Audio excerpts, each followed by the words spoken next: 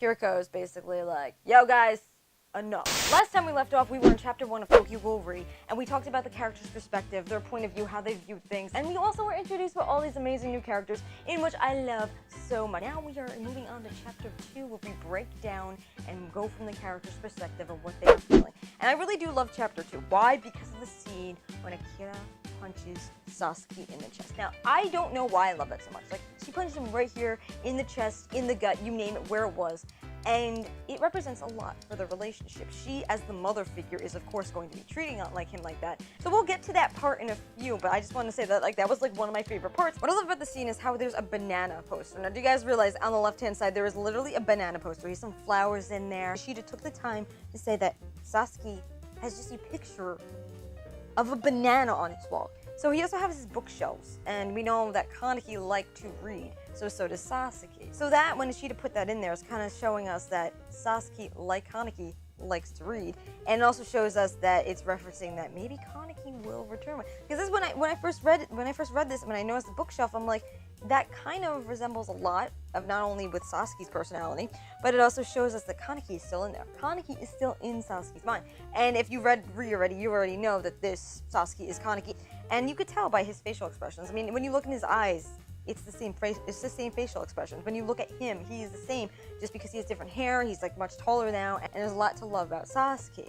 But we see that he still has a love for reading, and we saw that in the first chapter, so that also refers back to Kaneki. Not only is Sasuke dealing with all these cases, with all the ghouls out there, like Torso, he is dealing with the pains of being a parent to these guys. Because with the Qs, he's basically like their parent, big brother type figure, and he has to be in charge of them. He has to take care of them. He has to make sure everything's okay, and he has to like schedule these doctor appointments for them. He has to go out with them, and he has to juggle this. It's like with a single parent, basically, when you're juggling all these types of jobs, and then you're juggling with your kids. This is kind of what it represents here in just such a simple way. And again, we see down here, he says, "I don't have enough bookshelves."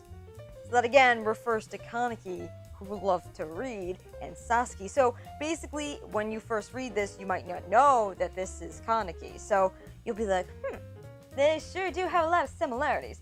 But again, this is kind of hinting at another one, because Ishida like to put hints that this is actually Kaneki. So we learned about their RC levels, like their cells and everything. And we know that the red child cell, the cells that comprise of a large part of the ghoul's body, is related to the composition of the Kagane.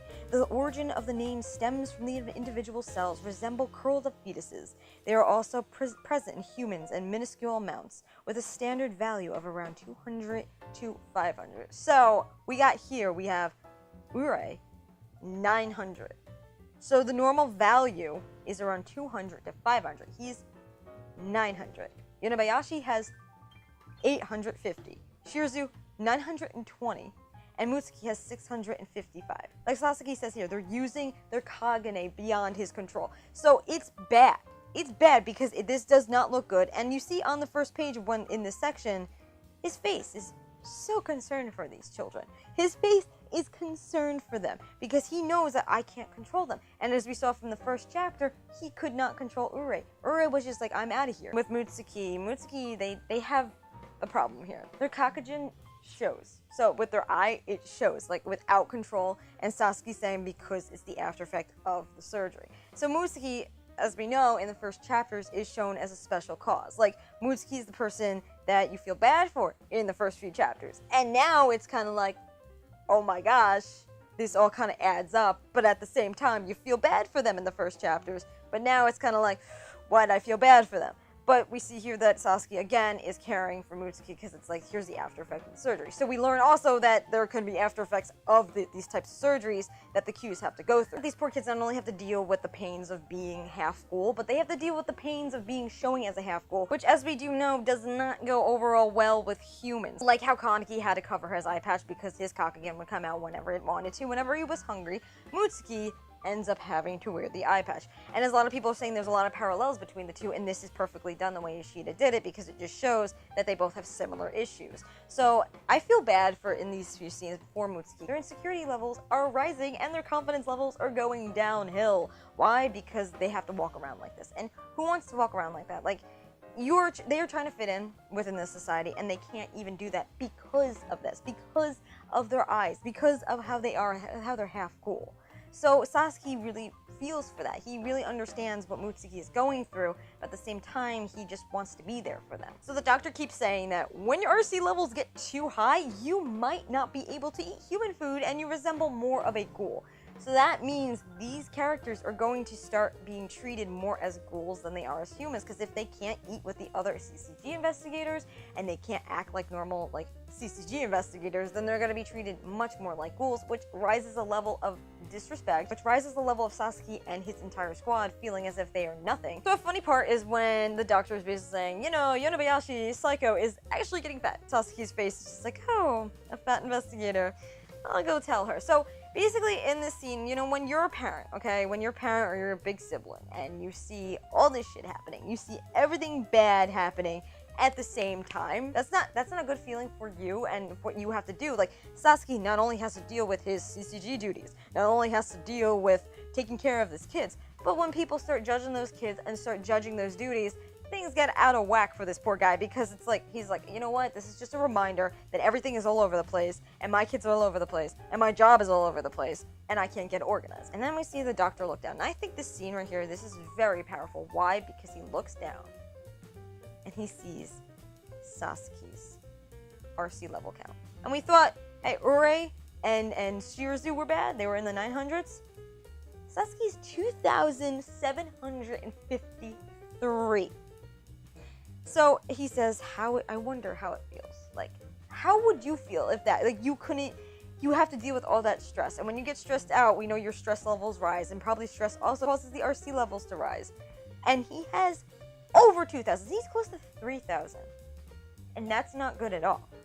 So he's much more in control of himself because he has to be. He has to be that rock. He has to be the person that people can count on. And despite Sasuke having that entirely huge amount that is unrealistic but is amazingly high, you have to feel bad for the guy. First few sections of this, not only in the first chapter, but more of this because it covers more of the relationship, you see how much stress he has. From not only people judging him, but also people having to judge his job, but also dealing with his kids, and now dealing with the RC level. So, again, he's a strong guy. We know Kaneki was strong, and that led on to Sasuke being strong. But having to deal with that, do you honestly think this guy's in pain? Do you honestly think that this guy is going to be judged? Hell yeah. Next few scenes, the Mado squad, Sasuke, Akira, her entire squad is meeting up to discuss Torso's whereabouts, but also what went down with the Qs. Now, okay, in these few sections, all these people end up judging the Qs so much because, again, they're like, I don't think this is reasonable, I don't think this is good, blah, blah, blah, it's never going to work out. But here, Akira is always standing up for the underdog. Akira and Sasuke, but mainly Akira because she opens her mouth more, she stands up for the underdog. They end up making fun of all the Qs here. They're basically like, oh my gosh, do you know whose dog that was? Haha, it wasn't a ghoul, it was a dog. And they make fun of it. And it's like, it's one of those jokes where it kind of shows where it's like, it's not that funny, but they mention it to be complete and utter assholes. And they mention it here. They're basically like, oh, it was Nora's dog, haha. What are these Q's dog hunters now, haha. So when you make a joke about somebody and you're like judging them, this is what he's doing. This is what all the squad is doing, is they're basically like, haha, in your face, they're gonna fail, we were right. And that's what people do when they feel like they're threatened and they feel like, oh my gosh, I don't understand what is going on. I don't understand what these Qs are about. But Sasuke tries to make sure everything is okay because he's like the kind of the person that is the reasonable person. He is the voice of reason, and he says, oh, well, that was quite a disappointment, but thank goodness it wasn't a ghoul. So he's kind of reminding them that, hey guys, let's do our job, let's focus, and let's not make fun of somebody just because they made a mistake. And it's like, these investigators just have to understand that they probably made a ton of mistakes in their entire life, their training. It's like, hey, they're the rookies now, we're the big top investigators, so hey, we have every right to make fun of them. And it goes on like that because it's like you forget your roots, you forget where you come from. But Sasuke here is being like, oh, I'm embarrassed, and you see his little blush lines, you see he's kind of sweating, and he's like,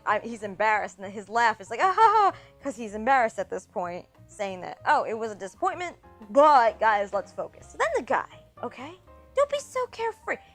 This moment, he ruins his spirit completely. Let's see what he does. So basically, it's like, don't be so carefree, rank 1 investor Sasuke. You appear to be naive. So he's basically grudging the guy. He has a grudge against Sasuke. I've noticed.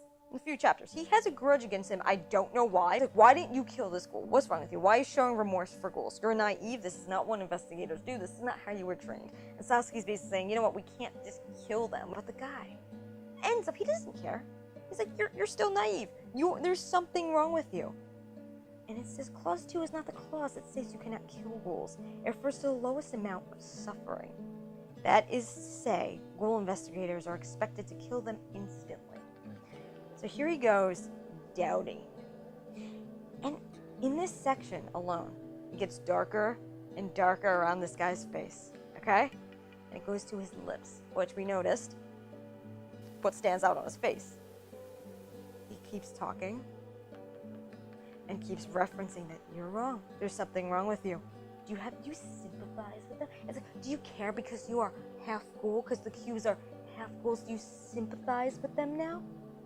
So, this scene, from an art perspective, from a character's perspective, we're seeing this guy's face zoom up closer and closer. And the background's filling in like this dark anxiety is taking over Sasuke.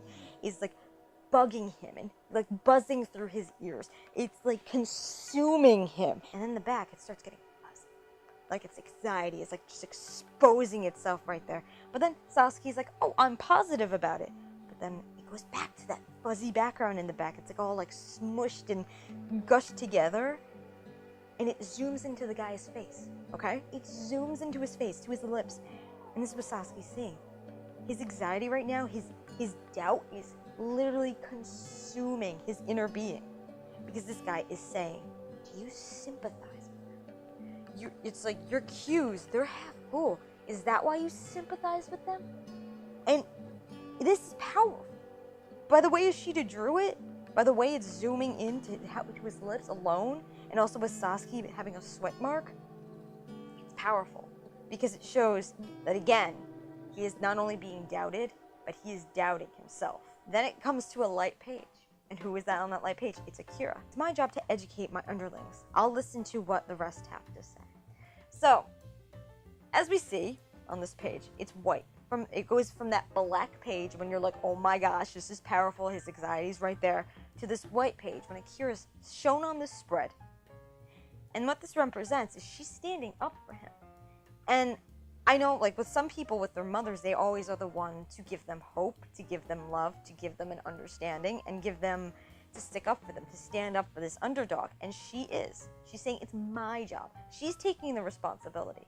As that motherly figure to Sasuke, she is taking the responsibility, saying, it's my fault, I will hear what the rest have to say, I have to educate them. So basically, she counteracts, okay? Not only does she stand up, but she basically says they are slow as turtles, they have problems, they can't get it done. And says, oh, you know, in 10 days, me and Sasuke would have been able to figure it out on our own. She couldn't stand how this guy, how this conformed guy, and this guy who is old school, was offending her squad members. And it zooms into her eye, okay? It zooms into her eye, basically like how her father did with Akira Mado. We know they have similar facial expressions. She's showing that you do not offend my squad members without giving them a chance first. You do not offend them because they are different. You do not offend them or judge them under my house. You do not do that in my house. We respect the Qs. Kiriko's basically like, yo guys, enough. We're done. We gotta get back on track here. You guys don't agree with each other. You're never gonna agree with each other. Let's just stop right here. So basically, on another powerful page, when they're done with the meeting, Investigator Mado. Identify Torso's face within a single month, was it? I'm looking forward to that. Zooms into the guy's face. Like, this is their task right now, that they have to do this. They have to be able to investigate within 1 month to figure out who Torso is. And this guy's like, I'm gonna relish and roll in my achievements because all of you are going to fail and I'm going to love it. 1 month, they have to figure out who Torso is, because if not, this guy's like, I freaking proved myself right and you guys are wrong. You're trash and you're out of here. You ain't getting no partnership. Sasuke's following behind Akira. It's like, oh, I'm sorry, Akira. You had to cover for me, Sasuke. And washoomp, right in the gut. she punches it. Now, as we all know, Akira is extremely strong. We know she's strong, okay? But this just proves it. Sasuke being strong, having abs, you know, we all know he does. We all know he works out. We know he's strong. And also from Kaneki's strength. She punches it in the gut. So her strength must be all in the forearm, all in the wrist. And she goes, without even a second notice. He looks down and he shouldn't have looked away. That was an attack. Being the mother figure, she scolds her son. She's kind of giving him a lesson here. Because Sasuke was, in a way, he wasn't wrong. I agree with what he did. But again, he has to do it under the command of an officer who is Mado.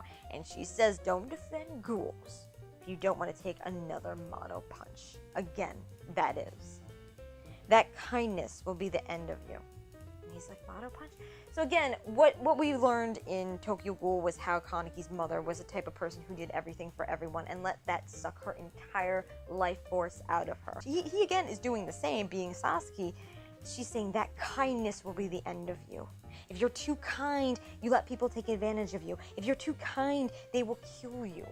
And this is exactly what happened. She's kind of reminding him that he needs to stop doing that. There has to be a happy medium where he has to take responsibility, but always just don't be kind all the time. There's at times you have to not just be kind. There's times you have to make a compromise. There's times when you have to do things that you don't want to do. There are times when you have to say no. And this is what she's reminding him, because she does not want him to end up weak. She does not want him to end up, and it's kind of like how Sasuke was how like Kaneki's mother was, where she would do anything for anyone and let people take advantage of her and died because of it. So she's saying you don't want your kindness, you don't want being kind to be the death of you. We found out from Ito that Hiriko's team is investigating someone called Serpent. As we later learn on who Serpent is, but I'm not going to say who Serpent is because it's not important to this chapter. We later on learn that they are investigating him, and there's a big part and a big character development and big huge plot twist scene because of Serpent. So this part right here, what Ito is talking about, is very important to remember. So then it switches POV here. It switches from someone else's view and Serpent. Serpent is trying to figure out who Torso is. It's just like the CCG. Why is Serpent trying to find who Torso is? And that's later on, you find out why Serpent is trying to find where Torso is, but we also see that the CCG at the same time is trying to find him. So it's like, they are again, like, at parallels. The CCG and the ghouls are again at these parallels where it's like, you can't pick a side. You cannot pick a side because it's like they're both trying to do something. They both have this ambition to get this type of job done. What I love. This is my dream type of, like, if I had to live in one spot to live in, I would live in the Chatu with the Qs, because this is so homey, it's not even funny. It's literally, they are such a close family. It makes me so happy to see this. So, Mutsuki is sitting there, oh, welcome home. And because Sasuke's back from work. Sasuke's like, hey, everyone come back yet? Everyone here? Everything's gonna be great? And then Mutsuki's like, no, they took off. And he's like, great.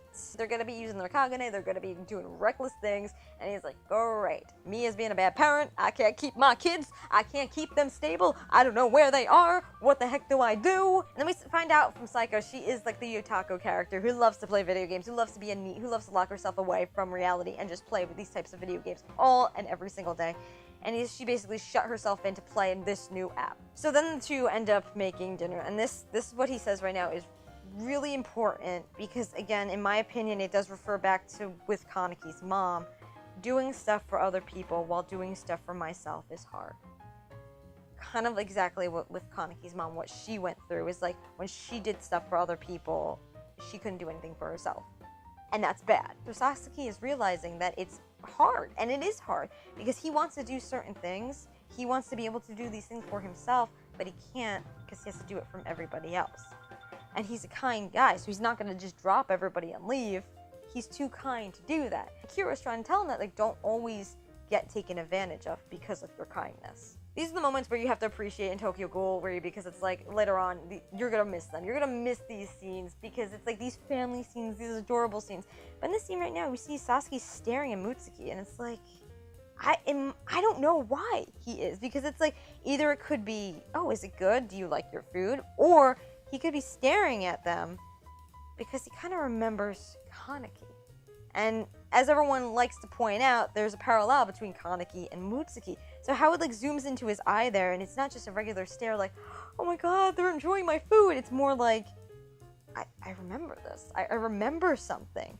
And sees kind of like the persona of who he once was, and kind of tries to remember who he once was. It switches point of view yet again in just one chapter, and it goes from Ure and Shirazu. And Ure is basically like, I have no intention to work beneath him. He's like, I'm gonna get so promoted that I already get into Squad 3. I'm going to be better than Sasuke because I hate how he's controlling me. I hate how he's telling me what to do, and I'm better than this. So with Ure, he really has to start humbling himself, okay? And in later and newer chapters, like, there's a huge character development. It's crazy to see how much they all have developed. But in these scenes, he's so immature because he's saying, all I care about is getting these promotions. I don't care who I have to hurt. I don't care who I have to kill. As long as I don't have to work for that guy, as long as he doesn't tell me what to do who is better than him, then I am fine with that. So then the last page, Horichi shows up. Now Horichi, as we know, she is a friend of Tsukiyama. And if you watched the OVA or you read the light novels, she is the friend, like the high school friend, the old family friend of Tsukiyama. She is trying to find these pictures. Who is she taking a picture of? And we later find out it's Sasuke. I just can't wait to get those chapters because Tsukiyama is in this state of depression where it's really upsetting, number one. But number two, it's funny to see him like that because it's like, you know Tsukiyama. He's the one that like gets fancy suits and gets his hair primed and nails and mani-pedis and only eats gourmet foods. And he would never let himself go like that. But the guy lets himself go because Kaneki was gone. And Kaneki, as we know, he loves him. He is precious to him. He is a precious friend to him. And when you have somebody ripped away from you like that, it's hard. So more on that later when we get to those chapters. In just 2 chapters alone, we learn about Psycho, we learn about Ure, we learn about Shirazu, and we learn about Mutsuki. Now, they're just a bunch of misfit kids who are trying to find themselves in this world, but also go their own separate ways. Anyway, guys, I want to know your opinions about this chapter. What did you love about it? What did you hate about it? I hope you have an amazing day, and as always, Miscats, until the next video, embrace your inner fangirl and your inner fanboy every single day.